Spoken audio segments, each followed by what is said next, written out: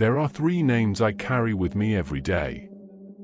Three men who went into the water with me on August 14, 1970, and never came back up. David Fletcher, Michael Ross, Andrew Campbell.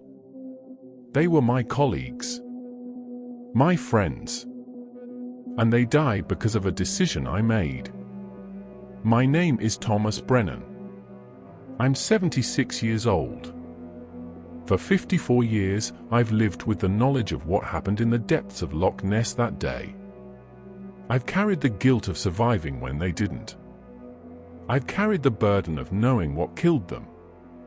And I've carried the weight of a secret that no one would believe if I told them. But I'm telling it now. Because I'm old. Because the nightmares haven't stopped in 5 decades.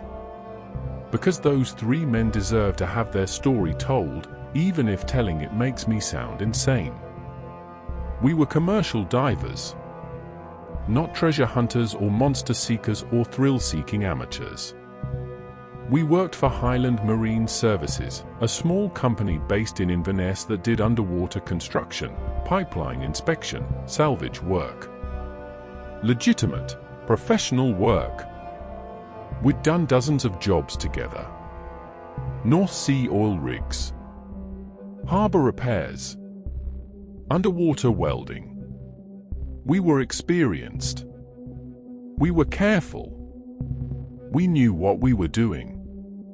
In August of 1970, we were hired to do a survey of the loch bed near Urquhart Bay. The client was a government research team studying geological formations. They wanted detailed mapping of the underwater topography, sediment samples, photographic documentation of any unusual features. Standard work. Nothing dangerous. A 2-week contract that would pay well and give us a break from the harsher conditions of offshore diving. We started the job on August 10th. The first 3 days were routine. We worked in shifts, 2 divers down while 2 monitored from the support boat. The visibility was poor, as expected in peat-stained water, but we had good equipment and clear objectives. We mapped sections of the loch bed, took samples, photographed rock formations. On August 14th, we went deeper than we'd gone before. The research team wanted data from a section of the loch where sonar had detected unusual readings. A depression in the bed, possibly a fissure or cave entrance. They wanted us to investigate, document, and if possible, explore. David was the team leader. He made the call to go down. Michael and Andrew volunteered to accompany him. I was supposed to stay on the boat, monitor their air supplies, maintain communication. But at the last minute, David asked me to join them. For divers would allow us to cover more ground, document more thoroughly, finish the survey faster. I should have said no. I should have insisted we stick to protocol, keep 2 divers on the boat. But I didn't. I wanted to see what was down there. I was curious. So I agreed. That decision killed 3 men. And it's haunted me every day since. Before I continue, I need you to do something. Subscribe to this channel. Share this video. Leave a comment. Because what I'm about to tell you, what happened in those depths, needs to be heard. Not because I want sympathy or forgiveness.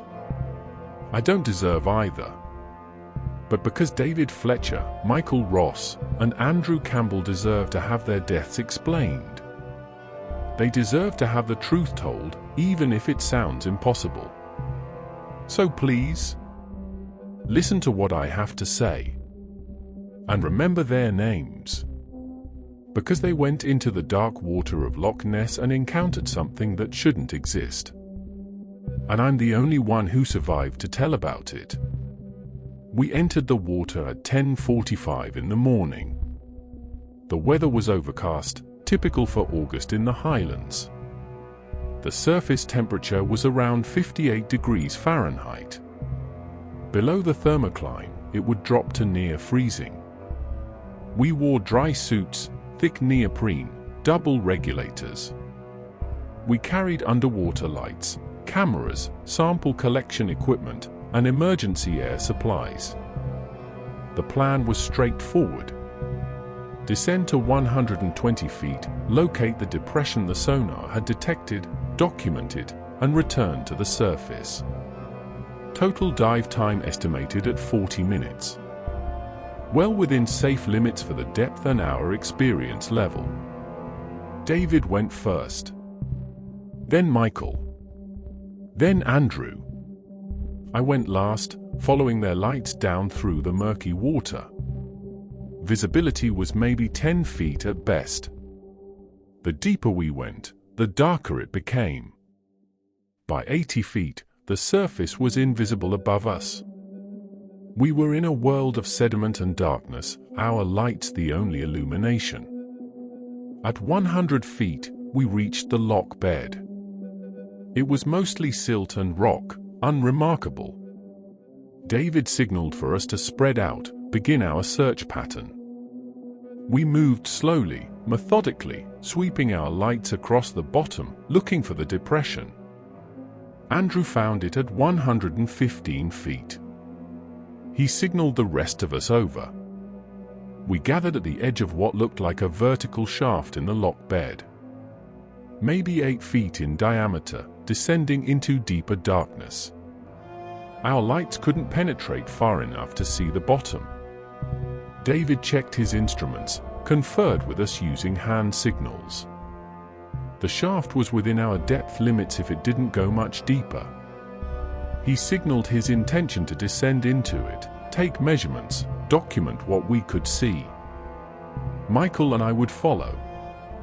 Andrew would remain at the entrance, maintain position as our safety backup. We descended into the shaft.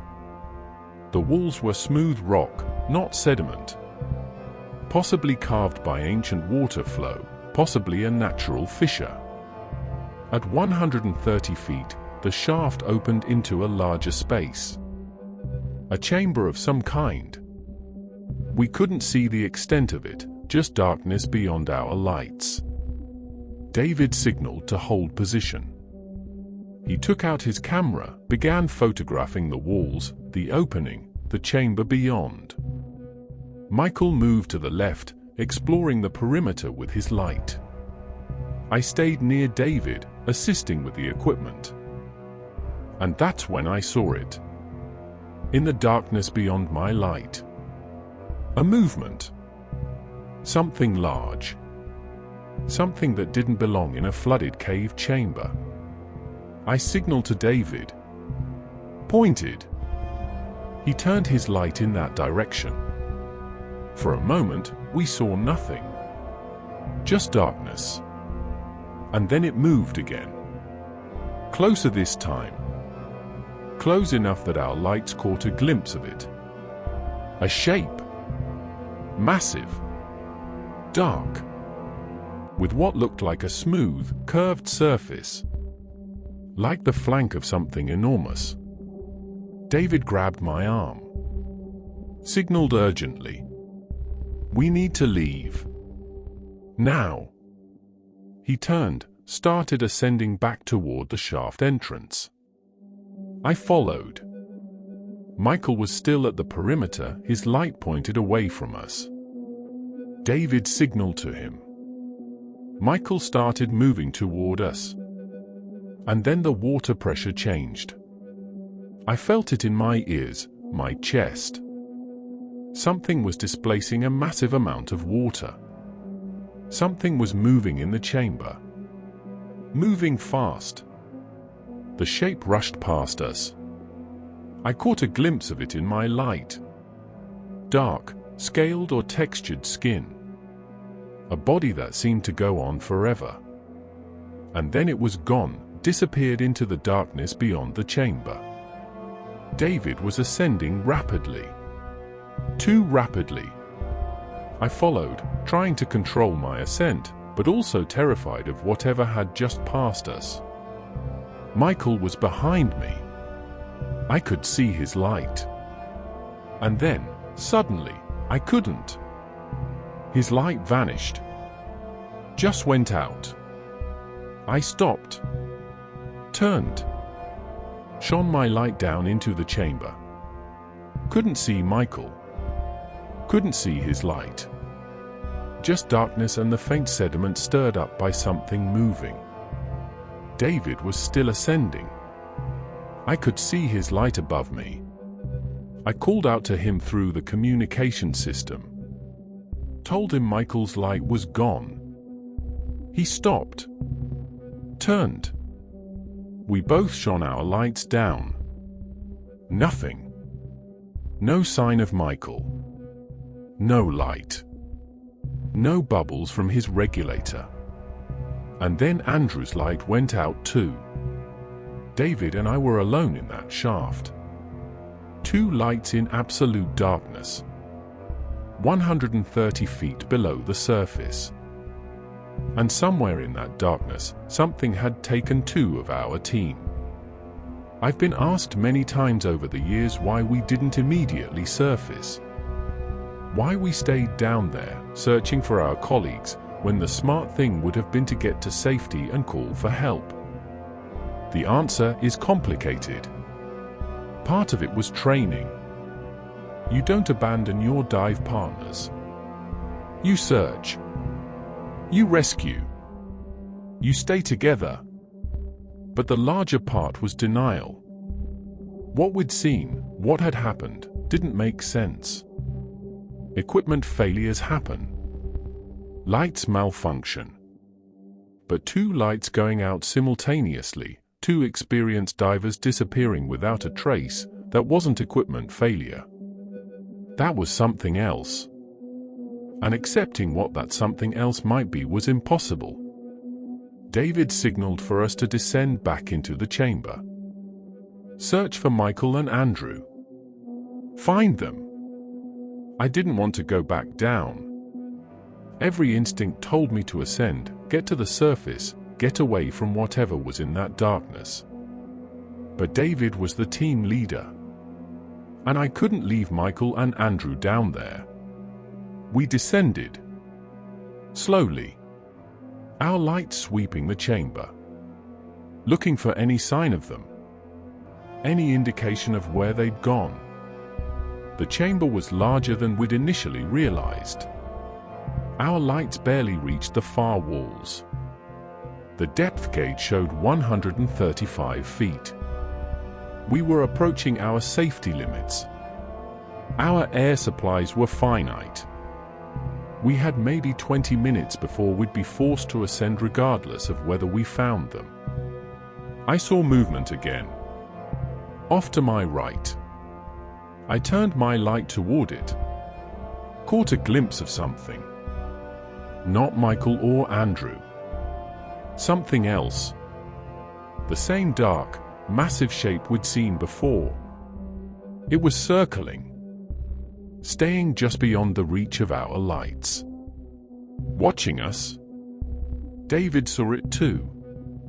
He grabbed my shoulder, pointed up. Time to go. We'd done what we could. But we couldn't stay down here any longer. We had to surface, report what had happened, get help. We started ascending. Controlled. Careful. Even in a crisis, you don't rush. Rapid ascent at that depth could kill you. Nitrogen narcosis. Decompression sickness. The bends. All potentially fatal. But halfway up the shaft, something grabbed my ankle. I looked down. In the beam of my light, I saw it. A dark appendage. Thick, muscular, wrapped around my leg. Pulling me down. I panicked. Kicked. Tried to break free. David turned, saw what was happening. He dived back down, grabbed my arms, tried to pull me up. But whatever had me was stronger. It pulled. And I felt myself being dragged back down into the chamber. David wouldn't let go. He held onto me, fighting against the pull. His face was visible through his mask. Eyes wide. Terrified. He reached for the knife on his belt. Started sawing at the appendage around my ankle. And then it let go. Just release me. David and I shot upward, our buoyancy suddenly unchecked. We scrambled to control our ascent, vent air from our suits, slow down before we surfaced too fast. At 100 feet, David stopped us. We had to do a decompression stop. Had to let the nitrogen in our blood dissipate. Even though everything in us wanted to keep going, wanted to reach the surface and safety, we had to wait. Procedures existed for a reason. Breaking them would kill us just as surely as whatever was in that chamber. We hung there at 100 feet for 3 minutes. Then moved to 80 feet for another 3 minutes. Then 60 feet. Then 40. Following the safety protocols. Giving our bodies time to adjust. And all the while, I watched the darkness below us. Expecting to see that shape again. Expecting to feel something grab me. Expecting to be pulled back down into the depths. But nothing came. We completed our decompression stops. Reached the surface. Broke through into daylight and air and the sight of the support boat 50 yards away. We surfaced alone. Michael and Andrew didn't come up. If you're still watching, if you've heard this far into my story, then I need you to keep listening. Because what happened next, the investigation, the search, the conclusions that were drawn, all of it was wrong. The official explanation was equipment failure, disorientation, tragic accident. But that's not what happened. And Michael Ross and Andrew Campbell deserve better than a lie. Subscribe to this channel. Share this video. Comment below. Because this testimony needs to reach as many people as possible. Because the truth about what lives in Loch Ness isn't what the tourists think. It isn't what the scientists claim. And the men who've died encountering it deserve to be remembered for more than a line in an accident report. The support boat crew pulled us from the water. We were shaking, not from cold but from shock. David tried to explain what had happened. That Michael and Andrew were still down there. That something had taken them. That we needed to get help immediately. The crew thought we were suffering from nitrogen narcosis. The rapture of the deep, it's called. A condition caused by breathing nitrogen under pressure, leading to confusion, hallucinations, poor judgment. They'd seen it before in divers who'd gone too deep or stayed down too long. They assumed we were experiencing it now. But we weren't. I knew what I'd seen. I knew what I'd felt wrapped around my ankle. It wasn't a hallucination. It wasn't confusion. It was real. It was there. And it had taken 2 men. David insisted they radio for help. The crew complied, though I could see they were skeptical. Within 40 minutes, a rescue team arrived. Experienced divers, better equipment, underwater communication systems. They went down to search for Michael and Andrew. They found nothing. No bodies. No equipment. No sign that anyone had been in that chamber. The shaft was there, exactly as we'd described. The chamber at the bottom was there. But Michael and Andrew were gone. Vanished as completely as if they'd never existed. The search continued for 3 days. They brought in more divers, more equipment, underwater cameras, and lights and sonar. They scoured every inch of that chamber, the shaft, the surrounding lock bed. Nothing. Not a single trace. On the fourth day, they found Michael's diving knife, lodged in a crevice in the chamber wall, about 20 feet from where we'd last seen him. The blade was bent, damaged, as if it had struck something hard, or been used to fight something. That was all they found. One knife. No other equipment. No bodies. Nothing else. The official investigation concluded that Michael and Andrew had likely become disoriented in the chamber, possibly due to nitrogen narcosis or equipment failure. They'd swum deeper into the loch, potentially through underwater passages we hadn't detected, and drowned in the darkness. Their bodies, the investigators said, might never be recovered. The loch was too deep, too dark, too full of hidden passages and currents. Divers had disappeared before. It was tragic, but not unexplained. David and I tried to tell them what we'd seen. The shape in the darkness. The movement. The appendage that had grabbed me. But they didn't believe us. Put it down to stress, panic, the disorienting effects of deep diving in poor visibility. We were traumatized, they said. Trying to make sense of a senseless tragedy. Creating explanations where none existed. The families of Michael Ross and Andrew Campbell were devastated. I attended both memorial services. Stood in the back, unable to speak, unable to explain. Unable to tell them that their sons, their husbands, their brothers, had been taken by something that shouldn't exist. David stopped diving after that. Quit Highland Marine Services. Moved to Glasgow. I only saw him once more, about 6 months after the incident. He'd lost weight. Looked 10 years older. We didn't talk about what had happened. Didn't need to. We both knew. We both carried it. He died in 1985. Heart attack. He was only 48 years old. I went to his funeral. His widow told me he'd had nightmares for years. Terrible dreams about drowning, about being in darkness, about something hunting him. He'd refused to talk about Loch Ness.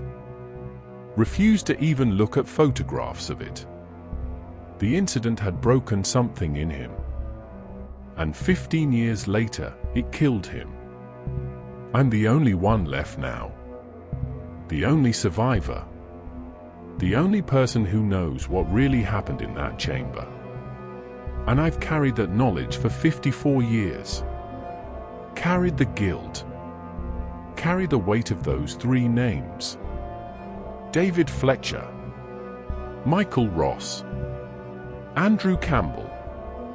They deserved better than what happened to them. They deserved better than an official report that called their deaths an unexplained diving accident. And they deserve for the truth to be told, even if no one believes it. After the incident, I tried to go back to normal life.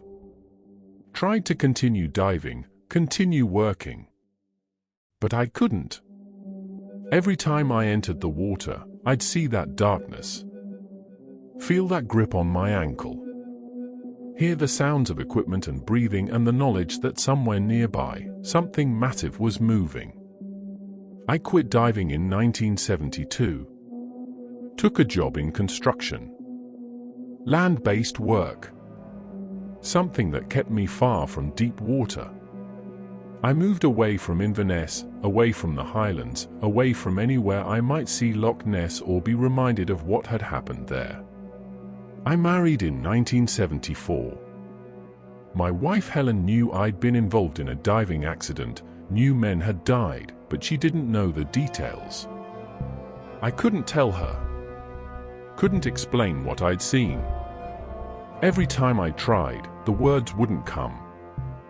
How do you tell someone you love that you survived because a monster let you go? How do you explain that you watched your friends disappear into darkness and did nothing to save them? We had 2 children. A son in 1976, a daughter in 1978. I tried to be a good father. Tried to be present. But the nightmares never stopped.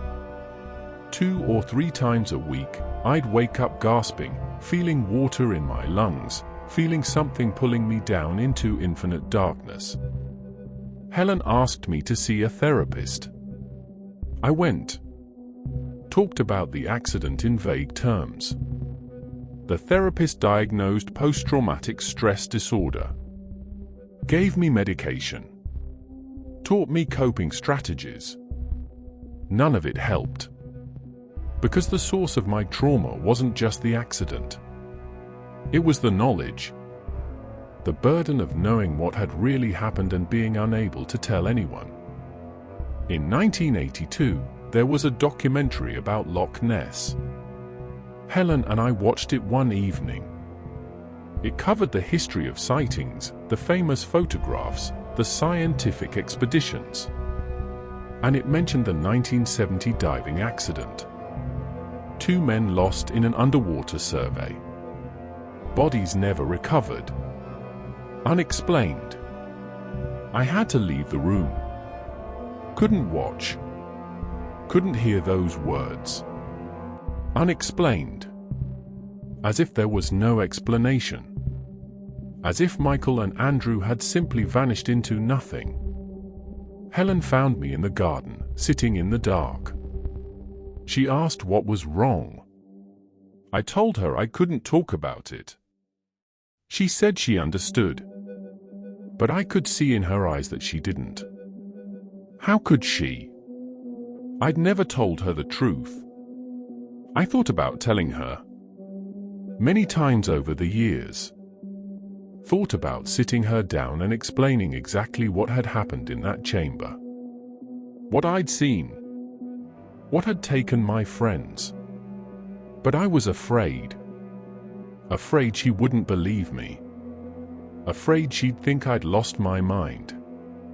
Afraid that telling the truth would destroy what little stability I'd managed to build. So I kept silent. And the burden grew heavier. In 1995, a researcher contacted me.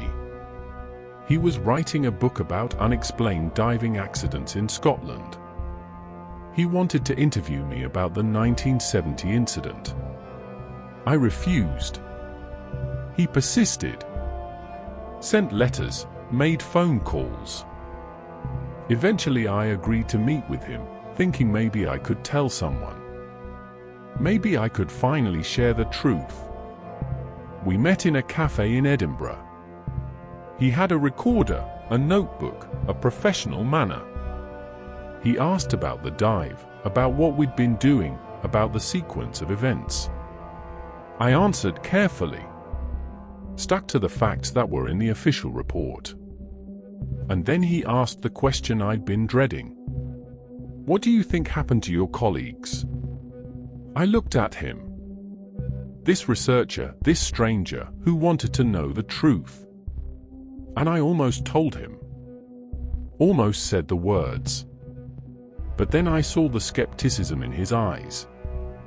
The way he was waiting for me to say something sensational, something he could use to make his book more interesting. He didn't want the truth. He wanted a story. So I told him I didn't know. That it was a mystery. That maybe we'd never know what happened. He seemed disappointed. But he thanked me for my time and left. His book was published a year later. The chapter about the 1970 incident was 2 pages long. Speculated about underwater currents, equipment failure, possible disorientation. Nothing about what had really happened. I bought a copy. Read it once. Put it on a shelf and never looked at it again. The years continued. My children grew up. Helen and I grew older. I retired in 2005. We moved to a small house in the borders, far from Loch Ness, far from the highlands, far from memories. But the nightmares never stopped. And the burden never lightened. I'm 76 now. Helen died 2 years ago. Cancer. She was the only stable thing in my life for 46 years. The only person who knew me, even if she didn't know everything. And now she's gone. My children think I should move closer to them. Should stop living alone. Should stop being so isolated. But I can't. Because I have something I need to do before I die. I need to tell the truth. The whole truth. About what happened on August 14, 1970. About what took Michael Ross and Andrew Campbell. About what I saw in the depths of Loch Ness. And that's why I'm recording this. Why I'm sharing this testimony. Why I'm breaking 54 years of silence. Not for forgiveness. Not for understanding. But because 3 men died. And they deserve to have their story told. Even if no one believes it. I'm going to tell you now what I haven't told anyone in 54 years. The complete truth about what happened in that chamber. What I saw. What I felt. What I understood in those terrifying moments 130 feet below the surface of Loch Ness. When that appendage wrapped around my ankle and pulled me down, I got a clear look at it in my light. It wasn't a tentacle. It wasn't an eel or a fish or any aquatic animal I'd ever seen. It was more like a flipper or a limb. Muscular, powerful, covered in dark skin that had an almost leathery texture. The grip was deliberate, controlled. Not the reflexive grasp of a startled animal, but the purposeful hold of something that knew exactly what it was doing. David was trying to cut me free with his knife. I could see his face through his mask. Terror mixed with determination. He wasn't going to let me go. He was going to save me or die trying. And then I felt something else. Not physical. Something in my mind. A presence. An awareness. It was like being seen, really seen, by something vast and ancient. Like being evaluated. Judged. I know how that sounds. I know it sounds like the hallucinations of a panicked diver suffering from nitrogen narcosis. But it wasn't. I was clear-headed. My instruments were functioning. My air supply was good. What I felt was real. The creature was intelligent. I knew that with absolute certainty. It wasn't just a large animal acting on instinct. It was thinking. Making decisions. And in that moment, it was deciding what to do with me. I don't know why it let me go. I've spent 54 years trying to understand. Maybe it sensed David's determination to save me. Maybe it recognized something in me, some quality that made it choose mercy. Or maybe it simply decided that one survivor would be useful. Someone to carry the story. Someone to warn others. When it released me, David and I shot toward the surface. But before we got far, I looked back. I shone my light down into the chamber one last time. And I saw it. The creature. Fully visible. Maybe 30 feet away. Watching us ascend. It was massive. Longer than a bus. The body was thick, powerful, streamlined for moving through water. The skin was dark, almost black, with a texture that caught the light in strange ways. It had flippers, 4 of them that I could see, paddle-shaped and muscular. The neck was long, thick, extending from the body in a graceful curve. And the head was unlike anything I'd ever seen or imagined. It wasn't reptilian. It wasn't mammalian. It was something else. Something that didn't fit into any category I knew. The eyes were large, positioned on either side of the skull, and they were watching us. Tracking our movement. Intelligent. Aware. And behind it, in the darkness of the chamber, I saw more movement. Shapes. Other creatures. Smaller, but still large. The thing that had grabbed me wasn't alone. It was part of a group. A family, maybe. Or a colony. That image has haunted me every night for 54 years. Those eyes watching us. That massive body suspended in the darkness. And the knowledge that Michael and Andrew were somewhere in that chamber, in that darkness, taken by creatures that we didn't know existed. I've never told anyone this part. Never described what I saw in that final glimpse. Because describing it makes it real. Makes it undeniable. And I wasn't ready to face that reality. Wasn't ready to accept that I'd survived an encounter with something that science says shouldn't exist. But I'm ready now. Because I'm dying. The doctors diagnosed me with lung cancer 6 months ago. Former diver, years of breathing compressed air, damage accumulated over decades. They give me maybe 4 months. Maybe less. And I refuse to die with this secret. Refuse to let Michael Ross and Andrew Campbell be remembered as victims of an unexplained accident. They were taken by something real. Something that lives in the deep water of Loch Ness. Something that's been there for longer than we can imagine. If you're still watching, if you've heard this much of my testimony, then you need to hear the rest.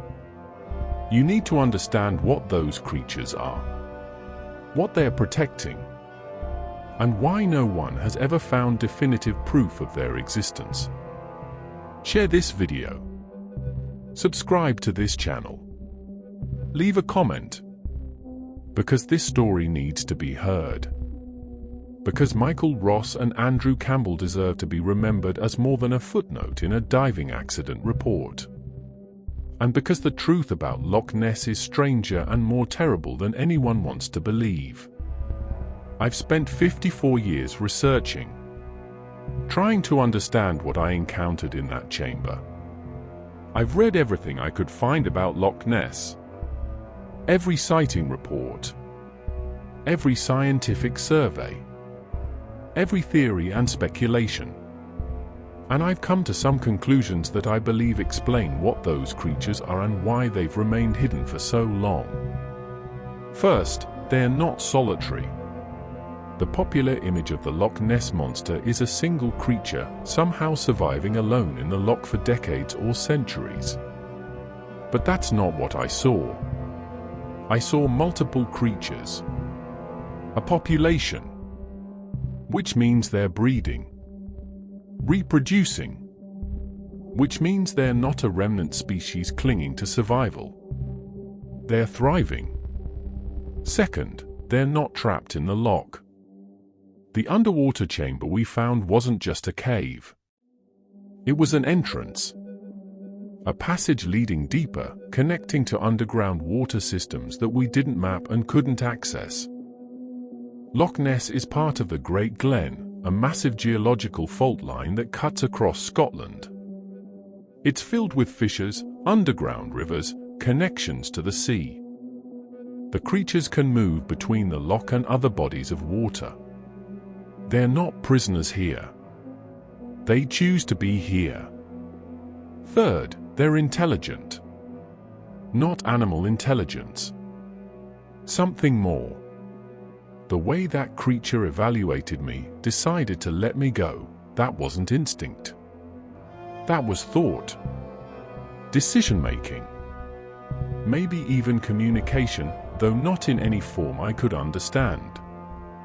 And fourth, they're deliberate about staying hidden. Think about it.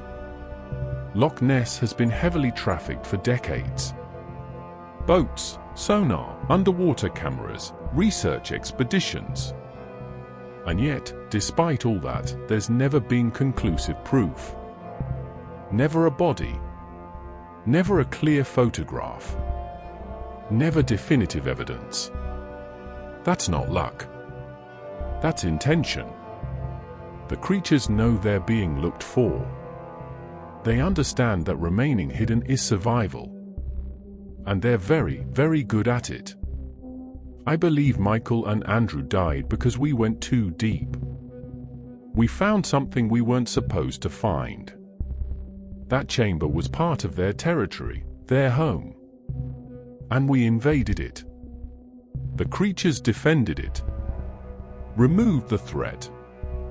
David and I survived because the creature that grabbed me made a choice. It could have taken all four of us. Easily. But it didn't. It took the two men who were furthest into the chamber, the ones who posed the greatest threat. And it let David and me go. Warned us. Sent us back to the surface to spread the message, stay away from the deep water. I've thought about that decision countless times. Wondered if there was something I could have done differently. Some way to save Michael and Andrew. But I don't think there was. Once we entered that chamber, once we crossed that boundary, their fate was sealed. The creatures weren't going to let us explore their home. Weren't going to let us bring back evidence of their existence. They protect themselves. They protect their territory. And they've been doing it successfully for longer than humans have been keeping records. That's what lives in Loch Ness. Not a single monster. Not a prehistoric survivor. But a population of intelligent, territorial creatures that have learned to avoid detection and eliminate threats. And Michael Ross and Andrew Campbell died because we threatened them. Survivor's guilt is a strange thing. It's not rational. It doesn't care about circumstances or logic or whether you could have done anything differently. It just sits in your chest, heavy and cold, reminding you that you're alive and others aren't. I've carried it for 54 years. Every morning when I wake up. Every night before I sleep. The knowledge that I survived and they didn't. That I'm here, old and dying of cancer, and they never got to be old. Never got to have families or careers or long lives. They died at 28 and 31 and 35, in darkness and terror, taken by something that shouldn't exist. David felt it too. I know he did. The few times we spoke after the incident, I could see it in his eyes. The weight. The constant question of why we survived when they didn't. And I think that weight killed him eventually. 15 years of carrying it, of waking up every day and remembering, of having nightmares about drowning and darkness. His heart gave out. But I think it was the guilt that stopped it, not any physical disease. I've tried to make peace with it. Tried therapy, medication, religion, meditation. Nothing worked. Because making peace with survivor's guilt requires accepting that you deserve to survive. And I've never been able to accept that. I don't think I deserve to survive more than Michael or Andrew or David. I just happen to be the one the creature let go. There's no justice in that. No reason. Just chance. And that's what makes it unbearable. I've visited the families over the years. Michael's widow remarried in 1978. She invited me to the wedding. I went. Sat in the back. Left before the reception. I couldn't face her happiness, knowing that Michael would never have that chance. Andrew's mother lived until 2003. I visited her twice a year until she died. Sat in her kitchen, drank tea, listened to her talk about Andrew. She never blamed me. Never asked why I survived and her son didn't. But I could see the question in her eyes. Could feel it hanging in the air between us. She died without knowing the truth. I couldn't tell her. Couldn't explain that Andrew hadn't drowned in a diving accident. That he'd been taken by something ancient and intelligent that lived in the depths of Loch Ness. What comfort would that have brought her? What peace? So I let her believe the lie. Let her think it was equipment failure or disorientation or simple bad luck. And I carried the truth alone. That's the burden of being the survivor. You carry the truth for everyone who didn't make it. You live with the knowledge. You bear the weight. And you can never put it down, because putting it down means forgetting them. Means letting their deaths become just another statistic, another unexplained accident, another mystery. I won't do that. I can't. Michael Ross and Andrew Campbell and David Fletcher deserve better. They deserve to have their story told truthfully. They deserve to have people know what really happened to them. And that's why I'm breaking my silence now. Not for me. For them. You might be wondering why I'm telling this story now. Why, after 54 years of silence, I've decided to speak. The simple answer is that I'm dying. Cancer. For months at most. And I don't want to take this truth to my grave. But there's more to it than that. Over the past year, I've been watching the discussions about Loch Ness. The renewed interest. The new expeditions being planned. The advanced technology people want to use. Deep-sea drones, sophisticated sonar, underwater mapping systems.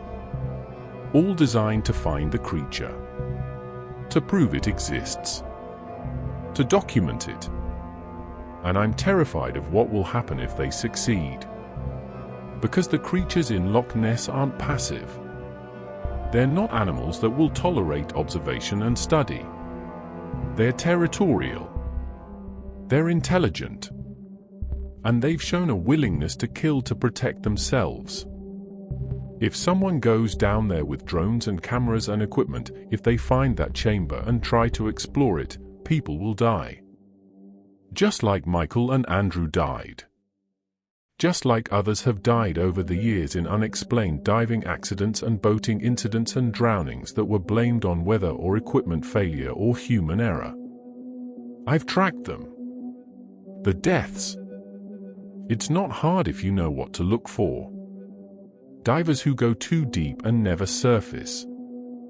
Boats that sink in calm water for no apparent reason. People who fall in and drown despite being strong swimmers. All around Loch Ness. All dismissed as tragic accidents. But I know what they really are. Warnings. The creatures protecting their territory. Removing threats. And I think the frequency is increasing. As technology improves, as people get bolder, as the search for the monster intensifies, the creatures are responding. Defending themselves more aggressively. That's why I'm speaking now. Not just to honor Michael and Andrew and David, but to warn people. To tell them that what's in Loch Ness isn't a myth or a legend or a tourist attraction. It's real. It's dangerous. And it should be left alone. I know most people won't believe me. I know this testimony will be dismissed as the ramblings of a dying man, trying to make sense of a traumatic experience from 54 years ago. I know skeptics will say I'm suffering from false memories, that my guilt has created a narrative to explain the unexplainable. But I also know there are people who will listen. People who've had their own experiences at Loch Ness. People who've seen things they can't explain. People who understand that the world is stranger than we're usually willing to admit. This testimony is for them. And for anyone planning to go searching for the Loch Ness Monster. Because you need to understand what you're dealing with. You need to know that this isn't a game. This isn't an adventure. This is dangerous. And people have died. Please, if you're watching this, if you're planning an expedition or a dive or any kind of investigation into the deep water of Loch Ness, reconsider. Think about what you're risking. Think about Michael Ross and Andrew Campbell.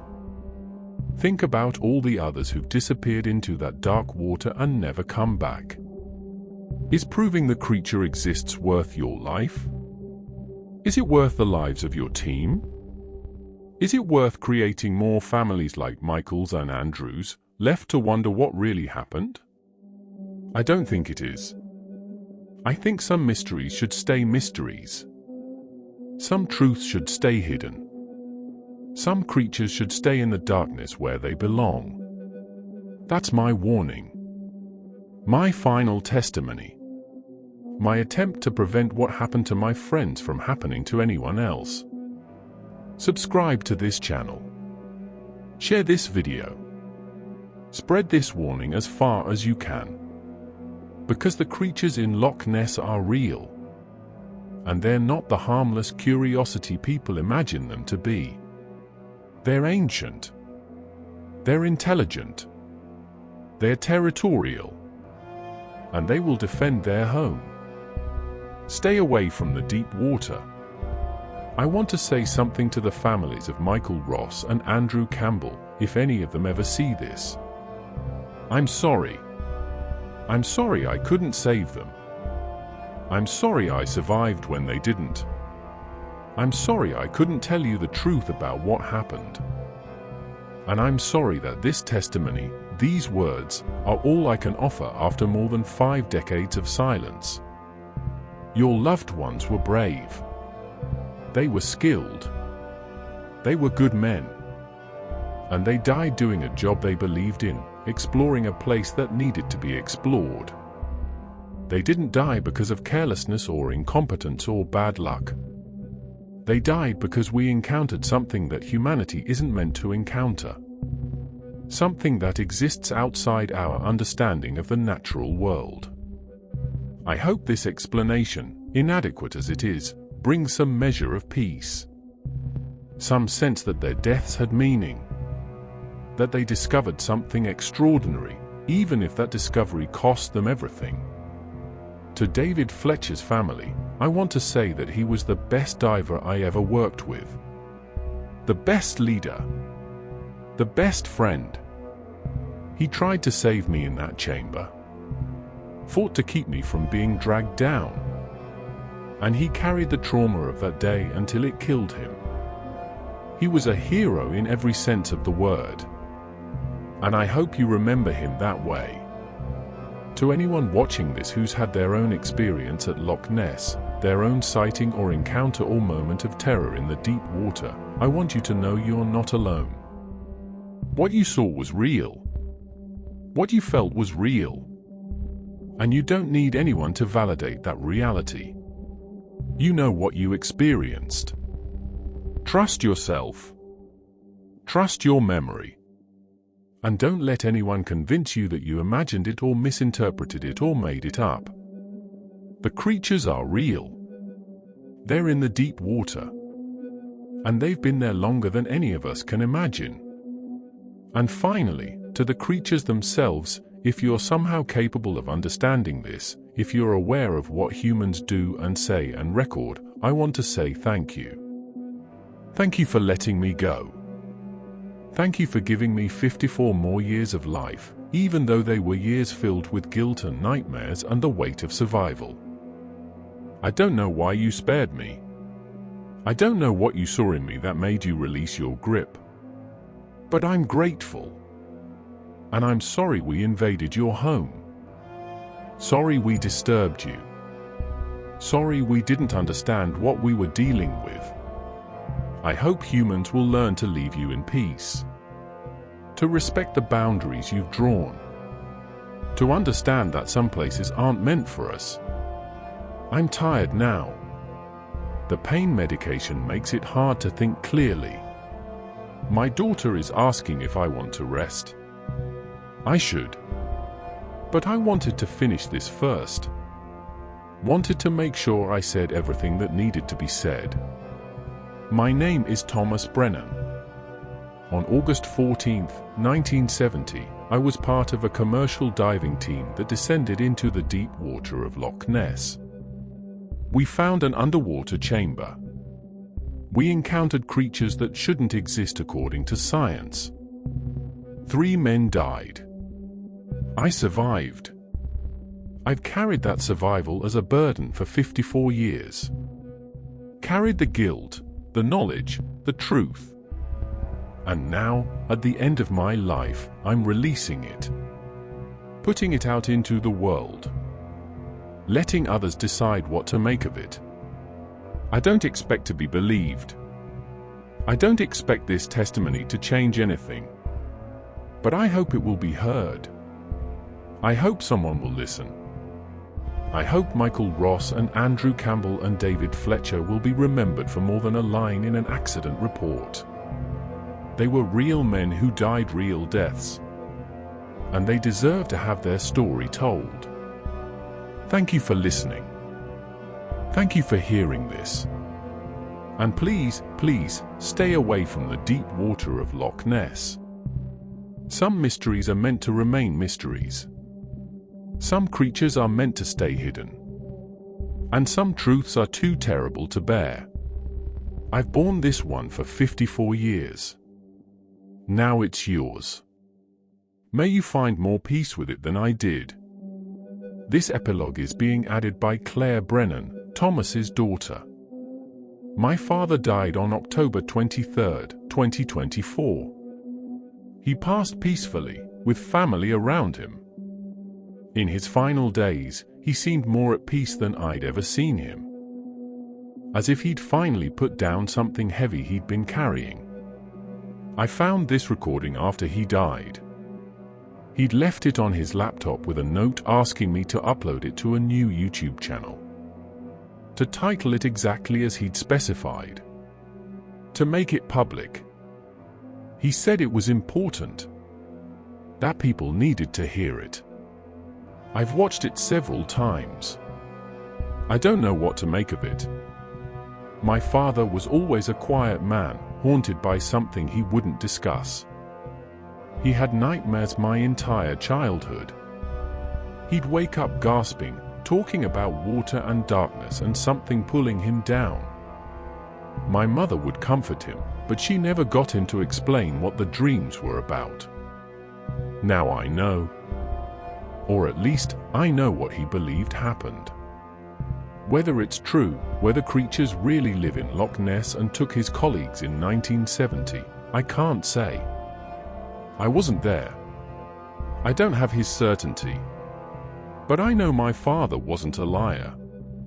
He wasn't prone to fantasy or exaggeration. He was a practical man, a skilled professional, someone who dealt in facts and evidence. If he said this is what happened, then he believed it with absolute conviction. I've done some research since finding this recording. I looked up the 1970 diving accident. Found the official reports. The names of the men who died. Michael Ross. Andrew Campbell. David Fletcher. All real people. All really died in unexplained circumstances at Loch Ness. I found Michael Ross's obituary. He left behind a wife and a young son. I found Andrew Campbell's memorial. He was engaged to be married. I found David Fletcher's death certificate from 1985. Heart attack at 48 years old, just as my father said. These were real men who really died. And my father really survived when they didn't. That much is documented. The rest, the creatures and the chamber and the encounter, that's my father's testimony. His truth. I'm sharing it as he asked me to. Not because I can verify it. Not because I can prove it. But because he spent 54 years carrying this burden. And releasing it brought him peace at the end. If you're someone who explores Loch Ness, who dives its depths, who searches for whatever might live in the darkness, please be careful. My father believed there was something down there. Something dangerous. Something that killed his friends. Maybe he was right. Maybe he was traumatized and created a narrative to explain a tragic accident. I'll never know for certain. But I do know this. He lived with guilt and terror for 54 years. He carried the names of 3 dead men with him every day. And in his final testimony, he tried to warn people. Tried to prevent others from experiencing what he experienced. That warning came from a place of deep conviction and deeper pain.